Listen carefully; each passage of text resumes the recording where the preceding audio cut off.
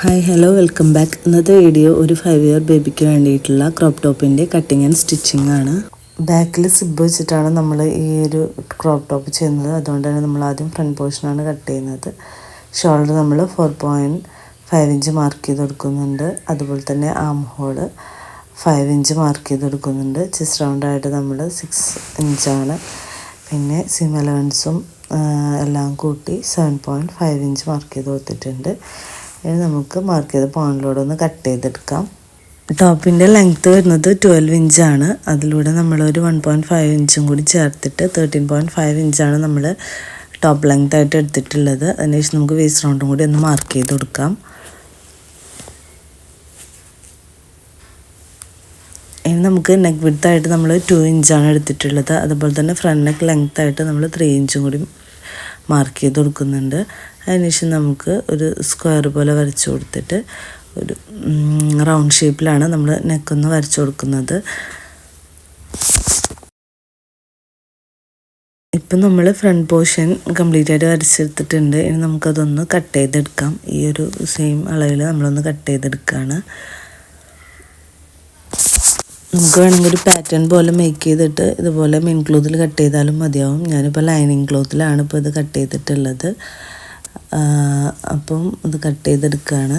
അതിന് ശേഷമാണ് നമുക്ക് നെക്ക്, ശരിക്കും നെക്കിൻ്റെ ആവശ്യമില്ല, എന്നാലും നമുക്ക് ആ ഒരു ഷേപ്പ് കിട്ടാനായിട്ടാണ് ഇപ്പോൾ നെക്ക് നമ്മൾ കട്ട് ചെയ്തെടുത്തത്. ഇനിയിപ്പോൾ നമുക്ക് ആം ഹോളിൻ്റെ ആ ഭാഗത്തുനിന്ന് നെക്കിൻ്റെ സെൻറ്റർ ഭാഗത്തേക്കായിട്ട് ഒരു കേവ് പോലെ ഒരു ഷേപ്പ് വരച്ചു കൊടുക്കുക.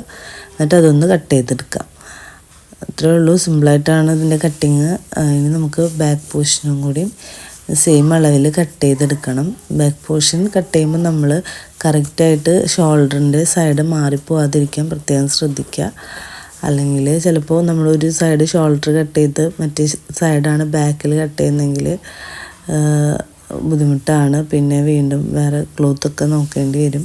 അപ്പോൾ നമ്മൾ കറക്റ്റായിട്ട് ശ്രദ്ധിച്ചിട്ട് ചെയ്യാം. അപ്പോൾ നമ്മളിപ്പോൾ ഫ്രണ്ട് പോർഷൻ കട്ട് ചെയ്തെടുത്തിട്ടുണ്ട്. ഇനി നമുക്ക് ബാക്കിലേക്കുള്ള പീസ് ഒന്ന് കട്ട് ചെയ്തെടുക്കാൻ ലൈനിങ് ക്ലോത്ത് തന്നെയാണ് ഞാനിപ്പോൾ ഇതിലും കട്ട് ചെയ്യുന്നത്. ലൈനിങ്ങിൽ നമുക്ക് അങ്ങോട്ടും ഇങ്ങോട്ടും മാറിപ്പോയാലും കുഴപ്പമില്ല. പക്ഷെ മെയിൻ ക്ലോത്തിൽ വരുമ്പോൾ അത് പിന്നെ മെറ്റീരിയൽ കുറവാണെങ്കിൽ പറയാൻ വേണ്ട. എനിക്കൊരു വട്ടം അങ്ങനെ ഒരു അനുഭവം ഉണ്ടായിട്ടുണ്ട്. അതുപോലെ ഒരു ബ്ലൗസ് സ്റ്റിച്ച് ചെയ്യാനായിട്ട് കട്ട് ചെയ്തു.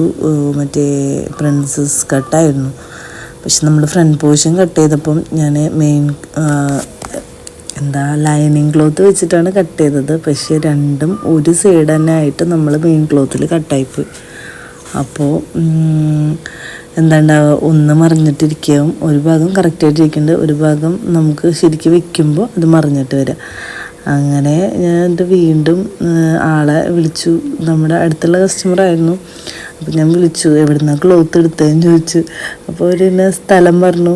ഒന്നും നോക്കിയില്ല, വേഗം പോയി വീണ്ടും ക്ലോത്ത് എടുത്തിട്ട് വന്നു. എന്നിട്ടത് കംപ്ലീറ്റ് ചെയ്ത് കൊടുക്കുകയാണ് ചെയ്തത്. അപ്പോൾ നമ്മളൊരു ചെറിയ മിസ്റ്റേക്ക് പോലും നമുക്കാണ് നഷ്ടം വരിക. അപ്പോൾ അതുകൊണ്ട് നമ്മൾ നോക്കിയിട്ട് ചെയ്യണം ഇങ്ങനെയുള്ള സംഭവങ്ങളൊക്കെ ആകുമ്പോൾ. അതുപോലെ സെപ്പറേറ്റ് ചെയ്ത് കട്ട് ചെയ്യണം. മറ്റേതാകുമ്പോൾ വലിയ പ്രശ്നമില്ലെങ്കിലും ഇങ്ങനത്തെ ഒക്കെ വരുമ്പോൾ അതാണ് പ്രശ്നം. അപ്പോൾ അത് ശ്രദ്ധിക്കുക. സ്റ്റിച്ചിങ് എന്ന് പറയുമ്പോൾ എല്ലാവരും നല്ല പൈസ ഒക്കെ കിട്ടുന്നുണ്ട് അങ്ങനെയൊക്കെയാണ്. പക്ഷെ ഇതിലുള്ള റിസ്ക്കുകൾ ഇതൊക്കെയാണ്. പിന്നെ നമ്മൾ അതിൽ എന്തെങ്കിലും മിസ്റ്റേക്ക് വന്നാൽ ഒരിക്കലും ആരും സമ്മതിക്കില്ല. ചെറിയ സംഭവങ്ങളൊക്കെ ആണെങ്കിൽ ഓക്കെ, എന്തെങ്കിലും ഇതുപോലത്തെ ഫോൾട്ടൊക്കെ നമ്മുടെ കയ്യിൽ നിന്ന് വന്നാൽ എന്തായാലും നമ്മളാണ് അത് ശരിയാക്കി കൊടുക്കേണ്ട ബാധ്യസ്ഥ നമ്മൾ തന്നെയാണ്.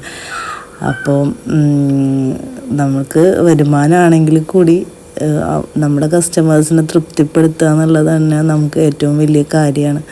കാരണം എന്താണെന്ന് വെച്ചാൽ അവർ ഓക്കെ അല്ലെങ്കിൽ പിന്നെ ഒരിക്കലും നമ്മളടുത്ത് വരില്ല സ്റ്റിച്ച് ചെയ്യാനായിട്ട്. അപ്പോൾ നമ്മൾ അത്രയും പെർഫെക്റ്റായിട്ട് തന്നെ കൊടുക്കണം. പിന്നെ ഈ സ്റ്റിച്ചിങ് ചാർജിലും ചിലരൊക്കെ പറയും ഭയങ്കര സ്റ്റിച്ചിങ് ചാർജാണ്. എൻ്റെ അടുത്തൊന്നും പറയാറില്ല കേട്ടോ. എന്നാലും കുറേ വീഡിയോസിലൊക്കെ ഞാൻ കണ്ടിട്ടും കേട്ടിട്ടൊക്കെ ഉണ്ട് ഭയങ്കര സ്റ്റിച്ചിങ് ചാർജാണ് എന്നൊക്കെ. ഇത് അത്ര എളുപ്പത്തിൽ നമുക്ക് ചെയ്യാൻ പറ്റുന്നൊരു പണിയല്ല. നമ്മളെ മൈൻഡും കൂടിയും അതിലേക്ക് കറക്റ്റായിട്ട് വരണം. എന്തെങ്കിലും ഒരു ചെറിയ പാളിച്ച പോലും വലിയ നഷ്ടമാണ്. അപ്പോൾ നമുക്ക് വലിയ വലിയ ക്ലോത്തൊക്കെ എടുത്ത് നമ്മൾ തന്നെ ചെയ്യുമ്പോൾ അതിലെന്തെങ്കിലും മിസ്റ്റേക്ക് വന്നാലും നമുക്ക് ക്ലോത്ത് ഉണ്ടാവും എന്ന് വയ്ക്കാം. ഇപ്പോൾ ഒരു സാരിയാണ് തന്നിട്ടുള്ളതെന്ന് വിചാരിച്ചാൽ അതിൻ്റെ ബ്ലൗസ് ആണെങ്കിൽ അത് ആ ഒരു പീസ് തന്നെ ഉണ്ടാവുള്ളൂ. അപ്പോൾ നമ്മൾ എന്താ ചെയ്യുക, ഒന്നും പറ്റാത്തൊരവസ്ഥയാണെങ്കിൽ പറ്റില്ല. അപ്പോൾ അത് ഒരിക്കലും കസ്റ്റമേഴ്സ് സമ്മതിച്ച് തരില്ല. അപ്പോൾ അവർക്ക് എന്തെങ്കിലും പ്രശ്നം വരുമ്പോഴും ഓക്കെയാണ്. അപ്പോൾ സ്റ്റിച്ചിങ്ങിൽ നമ്മൾ അത്രയും കോൺസെൻട്രേഷൻ കൊടുക്കണം. അതുകൊണ്ട് തന്നെയാണ് ഒരു പണിയില്ലാന്ന് തോന്നുന്നവരാണ് ചിലർക്കൊക്കെ. അങ്ങനെ എല്ലാവരും ഇല്ല കേട്ടോ ഞാൻ പറയണത്. ചിലർക്ക് എന്തിപ്പോൾ ഇത്ര സ്റ്റിച്ചിങ് ചാർജ് എന്നുള്ളൊരു സംഭവം വരുമല്ലോ. അപ്പോൾ ശരിക്കും നമ്മൾ അത്രയും ഇതിലേക്ക് ബാക്കിയെല്ലാ അത്രയും ഒരു പാഷനുള്ള ആളാണെങ്കിൽ നമ്മൾ എന്തായാലും ഇതിനോട് ഭയങ്കര ഒരു അഡിക്റ്റായ പോലെയാണ്. അപ്പോൾ ഞാനും സത്യം പറഞ്ഞാൽ ഈ ഒരു ക്യാഷ് നോക്കിയിട്ടോ അങ്ങനെയൊന്നുമല്ല ഈ ഒരു സംഭവം, ഈ സ്റ്റിച്ചിങ്ങൊന്നും തുടങ്ങിയത്. എനിക്ക് സ്റ്റിച്ച് ചെയ്ത് കൊടുക്കാനുള്ളൊരു ഇഷ്ടം കൊണ്ട്, സ്റ്റിച്ച് ചെയ്യാൻ വേണ്ടിയിട്ട്, എൻ്റെ മോൾക്ക് വേണ്ടിയിട്ട് ചെയ്യാൻ വേണ്ടിയിട്ടാണ് സത്യം പറഞ്ഞാൽ ഞാൻ സ്റ്റിച്ചിങ് പഠിക്കണത് തന്നെ. അന്ന് ഞാൻ ഇവിടെ പോയിട്ടൊന്നല്ല, നമ്മുടെ അടുത്തുള്ളൊരു വീട്ടിൽ പഠിപ്പിക്കുന്നുണ്ടായിരുന്നു. അവിടെ പോയിട്ടാണ് ഞാൻ അന്ന് പഠിച്ചിട്ടുണ്ടായിരുന്നത്. ഇപ്പോഴാണ് നമ്മൾ ഡിസൈനിങ്ങിൻ്റെ ക്ലാസ്സിനൊക്കെ അറ്റൻഡ് ചെയ്യണത്. അപ്പം അങ്ങനെ ഇതിന് വേണ്ടിയിട്ടൊരു പാഷനായിരുന്നു സത്യം പറഞ്ഞാൽ. ഫുൾ ടൈം നമുക്ക് ഇന്നെന്താ അടിക്കുക, ഇന്നെന്താ സ്റ്റിച്ച് ചെയ്യുക, അങ്ങനെ ഒരു തരം ഭയങ്കര ഒരു ക്രേസ് പോലെയായിരുന്നു എനിക്ക് ആ ഒരു സമയത്ത്. ഇപ്പോഴും എന്ത് ഡ്രസ്സാണെങ്കിലും നമുക്കത് സ്റ്റിച്ച് ചെയ്യാം എന്നുള്ളൊരു ആ ഒരു തോട്ടാണ് വരിക. ഏത് ഡ്രസ്സും ഇപ്പം നമ്മൾ റെഡിമെയ്ഡ് എടുക്കാൻ പോയാൽ ചെയ്യാലോ, പിന്നെ എന്തിനാ വാങ്ങിക്കണേ എന്നുള്ളൊരിതാണ്. അപ്പം അങ്ങനെയൊക്കെ ആണ്.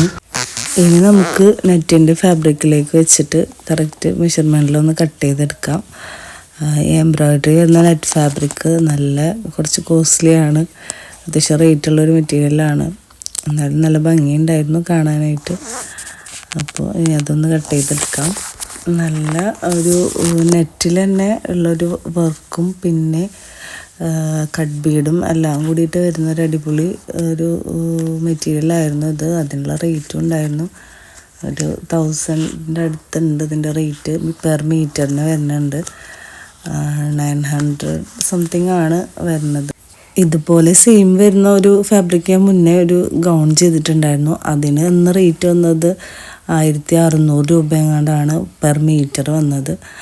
അപ്പം ഓരോ ഡ്രസ്സും കോസ്റ്റ്ലി ആക്കണത്, ഈ സാറ്റിനൊക്കെ നമുക്ക് റേറ്റ് കുറവാണ് ഓക്കെ, പക്ഷേ ഇതുപോലെയുള്ള വർക്കുള്ള വരുമ്പം അതുകൊണ്ടാണ് ചില ഡ്രസ്സിനൊക്കെ നമുക്ക് കുറച്ച് കോസ്റ്റ് കൂടിയിട്ട് വരുന്നത്. പിന്നെ എന്തായാലും നല്ല ഭംഗിയുണ്ടായിരുന്നു ഈ ഒരു മെറ്റീരിയലും ഒക്കെ കാണാനായിട്ട്. ഇപ്പം നമ്മളെല്ലാതും കട്ട് ചെയ്തെടുത്തിട്ടുണ്ട്. ഇനി നമുക്ക് നെക്കൊന്ന് സ്റ്റിച്ച് ചെയ്തിട്ടൊന്ന് ഫിനിഷ് ചെയ്തെടുക്കാം. ഇനി നമുക്ക് സ്ലീവാണ് കട്ട് ചെയ്യാനായിട്ടുള്ളത്. അതിനായിട്ട് നമ്മൾ ആം റൗണ്ട് ഒന്ന് അളന്ന് നോക്കുക. എന്നിട്ട് നമുക്കൊരു ക്ലോത്ത് രണ്ടായിട്ട് ഫോൾഡ് ചെയ്തിടുക. എന്നിട്ട് നമുക്ക് ലെങ്ത്ത് മാർക്ക് ചെയ്ത് കൊടുക്കാം. സ്ലീവിൻ്റെ ലെങ്ത്ത് എത്രയാണ് ആ ലെങ്ത്ത് മാർക്ക് ചെയ്ത് കൊടുക്കുക. എന്നിട്ട് നമുക്ക് സ്ട്രെയിറ്റ് ആയിട്ട് ഒരു ലൈൻ വരച്ചു കൊടുക്കും. അതിനുശേഷം നമുക്ക് സ്ലീവ് ഡെപ്ത്ത് കണ്ടുപിടിക്കണം. അത് നമുക്ക് 25 ഇഞ്ചിന് താഴെ വരുന്നതിനൊക്കെ നമ്മൾ 2.5 അല്ലെങ്കിൽ 2 ഇഞ്ചൊക്കെ നമ്മൾ സ്ലോപ്പ് കൊടുക്കുക. സ്ലോപ്പിനായിട്ട് സ്ലീവ് ഡെപ്ത്ത് കൊടുക്കാം. അപ്പോൾ അങ്ങനെ 2 ഇഞ്ച് കൊടുത്തിട്ടുണ്ട്. എന്നിട്ട് നമ്മൾ ഇതൊന്ന് കട്ട് ചെയ്തെടുക്കുകയാണ്. സ്ലീവ് ഒന്ന് കട്ട് ചെയ്തെടുക്കുക. വൺ സൈഡ് മാത്രം സ്ലീവ് ഉള്ളൂ. അപ്പോൾ നമ്മളിപ്പോൾ സാറ്റിനിലാണ് ഇത് കട്ട് ചെയ്യുന്നത്. അതിനുശേഷം നമ്മൾ നെറ്റിൻ്റെ ഫാബ്രിക്കും കൂടി സെയിം അളവിൽ വെച്ചിട്ട് ഒന്ന് സ്റ്റിച്ച് ചെയ്ത് കൊടുക്കുകയാണ്. ഇങ്ങനെ സിമ്പിളായിട്ട് ചെയ്യാൻ പറ്റുന്നൊരു ടോപ്പ് തന്നെയാണ്. പക്ഷേ ഈ ഫ്രണ്ടും ബാക്കും ഷോൾഡറിൻ്റെ ഭാഗം മാറിപ്പോകാതിരിക്കാൻ പ്രത്യേകം ശ്രദ്ധിക്കുക, അത്രേ ഉള്ളൂ. അപ്പോൾ നമ്മളിപ്പോൾ ഈ ഒരു സ്ലീവ് കട്ട് ചെയ്തെടുക്കുന്നുണ്ട്. ആക്ച്വലി ഞാൻ ഇതിൻ്റെ സ്കേർട്ട് വേറൊരു മോഡലാണ് ഉദ്ദേശിച്ചിട്ടുണ്ടായിരുന്നത്. പക്ഷെ ഞാൻ എടുത്ത ക്ലോത്ത് കുറഞ്ഞ കാരണം കൊണ്ട് കുറവായിരുന്നു. പിന്നെ ഇനി ജോയിൻ്റ് ഒന്നും വരുത്തണ്ടെന്ന് വിചാരിച്ചിട്ട് ഇങ്ങനെ മോഡൽ നൈസായിട്ട് മാറ്റിയതാണ്. പിന്നെ അവർക്ക് ഫങ്ഷൻ്റെ ഡേറ്റും ആയി തുടങ്ങി. അപ്പോൾ ഇനി അവർക്ക് കുഴപ്പമുണ്ടായിരുന്നില്ല. ഫോട്ടോ അയച്ചു കൊടുത്തപ്പോൾ ഒരു ഓക്കെ ആയിരുന്നു. അവർക്കങ്ങനെ വലിയ ഡിമാൻഡൊന്നും ഉള്ളവരല്ല. ജസ്റ്റ് അങ്ങനെ ഒരു മോഡൽ വേണം എന്നുള്ളൊരു ഇത് മാത്രമേ ഉണ്ടായിരുന്നുള്ളൂ. പിന്നൊക്കെ നമ്മുടെ ഇഷ്ടത്തിന് ചെയ്യാം, അങ്ങനെയുള്ളൊരു കസ്റ്റമറാണ്. നമ്മൾ സ്ഥിരം കസ്റ്റമറാണ്. അപ്പം